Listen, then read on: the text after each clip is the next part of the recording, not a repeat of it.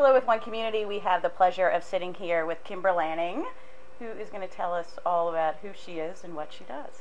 Sure. Well, thanks for having me. Absolutely. I am the Executive Director of Local First Arizona, which is a nonprofit organization working on strengthening the local business community. What we need to understand about the local business community is they make for healthy communities and more sustainable local economies. Mm-hmm. And then I also own Stinkweeds, which is this record store where I'm sitting today, and we've had this for 24 years, believe it or not, on May 1st. This is our fourth location. We're now at Central and Camelback and Central Phoenix, and those two things pretty much consume my life. Well, you have good things consuming your life. Yes, I know that, very lucky. Stinkweeds, by the way, is the coolest independent record shop. Can I still call it a record shop? Yeah, there's tons of records right there. We have records everywhere. And talk about local business and your passion for really the sustainability movement and why it's so important that we are supporting local businesses. You know, at One Community, we say you vote with your wallet every day. Absolutely. So tell us about the importance of supporting local businesses.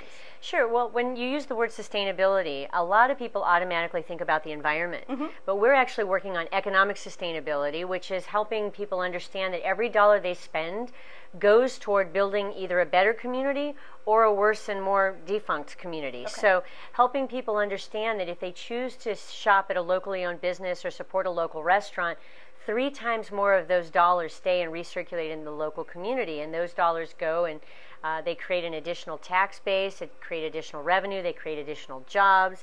So, you know, people oftentimes forget that when they spend money at a big national chain, the vast majority of that money just immediately leaves both the city and state that they live in. So it really has been quite a movement. When we started Local First Arizona back in 2003, there were only 4 or 5 coalitions. Okay. Today there are 145 in North America.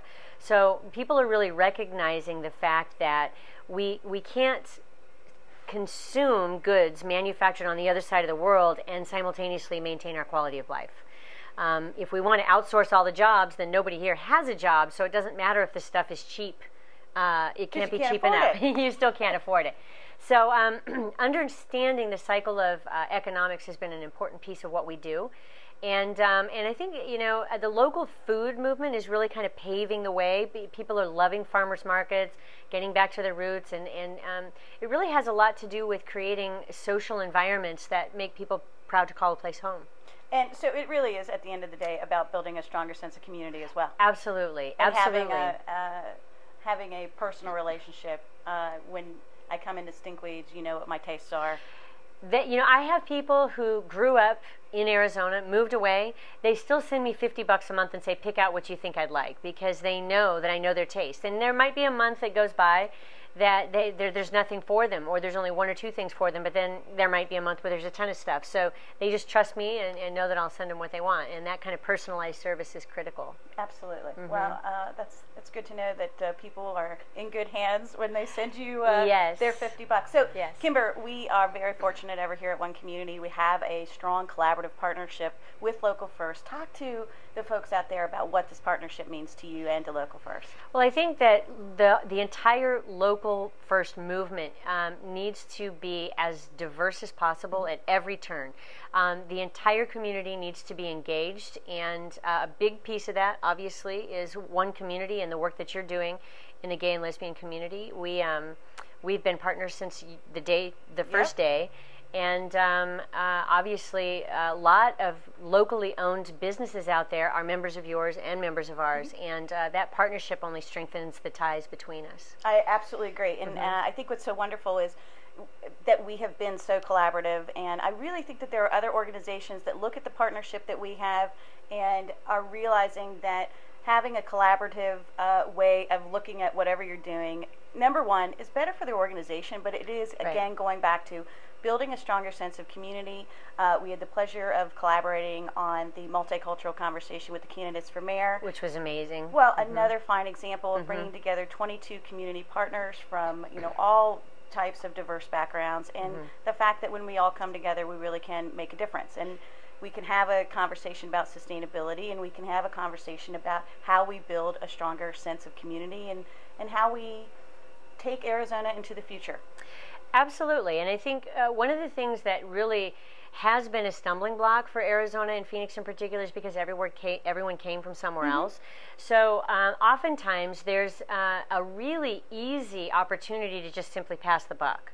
Well, yeah, this place is a little weird, but what do you want me to do? I just got here, kind of an attitude. And I think what you're doing and what I'm trying to do is make everyone feel at home and accountable for what's going on here. We need to step up. We need to vote. We need to vote with our dollars. Absolutely. We need to participate. We need to volunteer. We need to actually become engaged in this community. If we don't like the way we've been, then let's all link arms and figure out where we're going to go. Yes, absolutely. We kind of have an internalized motto where we say, be the leader you want to see. That's right. And I can tell you, it's a pleasure, obviously, to sit here and have this conversation, but one of the things that I've always respected about you and Local First is you're never afraid to be out there in the front, and somebody has to come first. And when there is an organization or a person that is willing to go places that are not necessarily comfortable for the better good, you find that it opens a lot of doors, and usually there's a great number of people that are willing to walk behind you if you walk through that door first. Well, it's amazing. You know, it's a really old saying that you'll never get it if you don't ask. And a lot of times all I'm doing is raising my hand and saying, yes, we can get that done. And then everybody goes, oh, yeah, we can. You know, there was a general consensus for a lot of time here that we weren't able to impact change. And now that we're actually impacting change, everybody's getting on board, which is wonderful. Yeah, there's an excitement in the air. You can feel that there definitely is positive change going on. And you can really tell in conversations out there in the community that people are changing their buying habits, that they are voting with their wallet, that they are choosing to go past the national chain, to go to the local business establishment. And I think we are getting back to, not to sound corny, but a kinder, gentler type of discussion that's happening as we're doing business. And one of the things that we found in doing the research within the gay community is price was not the #1 concern for us. Absolutely. You know, there's a lot of people who think that automatically if you're going to a local business, you're going to spend more money. But I spend my day explaining to people, giving a million ways that you can go local and not spend any more money at all. It could be something as simple as choosing Harkins Theater. Harkins obviously is a family-owned organization, and the money stays here in Arizona. Their competitor is not. And, that's absolutely apples to apples, same amount of money. Choosing a local grocer like Bash's, choosing Hickman's Family Farm eggs. Those are things that you can do that are great ways to recirculate money and support Arizona businesses. I mean, Hickman's has 400 employees right here in Arizona, and they have a program on the west side that rehabilitates inmates and gets them ready to go back into the workforce. So for me, even if it was 15 cents more for a carton of eggs, it's still worth it, but it's not. But just as a side note, they're not more expensive, by the way. Awesome. Is there anything else that you want to add to this discussion? I mean, again, we are very supportive of what you and Local First are doing. If you've not been to Stinkweeds, you need to get down here because this is definitely the coolest place to ever purchase music. Buying a vehicle is a pretty big decision. At Camelback Subaru, there is a difference. The difference is our commitment to you. We're here for you even after the sale, and if you ever need anything, contact me directly. Experience the difference, the Camelback Subaru difference. Well, I think that, with the history of Stinkweeds, I'd just like to say that the gay and lesbian community has been enormously invested and supportive, and I mean, I feel like, in the early years, we were literally held up on their shoulders because we had so many imports. We had, import 12 inches, import singles. So, there was a lot of people that were collecting bands in the 80s that would put things only out in Europe, and we were the only store that was carrying them. Okay. And so we had a really strong foundation right from the get-go, and that's always, bands like Erasure, Depeche Mode, all those kinds of bands that we used to have. We were the only ones in town that had the imports, and so... You were the only ones in town that had Depeche Mode? No, the import singles. They had the rare B-side that you can't get anywhere else, or the remixers or things like that. So we'd get our box from London every Tuesday, and we'd have a line of people waiting for stuff, so it was pretty cool. That's a great story. Yeah. And you're getting ready to celebrate your 24th year. 24th year. And when I first started this thing, I thought, I'm going to do this for 3 years, and then I'm going to move. I really did. I was 19. I couldn't see past 22. I was like, no. Where were you going to move to? I was thinking New York at the time. And then at some point, I just completely lost the desire to live on the 17th floor. Well, it just went away. You'd rather be here, right, on the ground floor, making a positive difference here in what is such a wonderful city and great state. It really is. We have so much potential and so many great things ahead of us. and stinkweeds and investing in this community makes this a better town and a more musically pleasing town. But also what you're doing with Local First is really making a huge difference. Now, correct me if I'm wrong, this is the largest Local First coalition here in the state of Arizona, isn't it? You mean in the country? Yes. In the country. Yes, it is. Local First Arizona, we've passed 2,000 members, and so yes, in terms of membership, we are the largest in North America, which is, most people are shocked when they hear that, but then if you think about it a little bit further, we really needed it. Our business community here needed to have a rallying cry, an organization. If you go to a Philly or a Chicago, they're already more organized. If you go to San Francisco and say, you guys need to buy local, they'll just say, duh. You know, when you're in Arizona, it's easier, it's more convenient oftentimes in people's perception to just go to the big nationals because they're everywhere.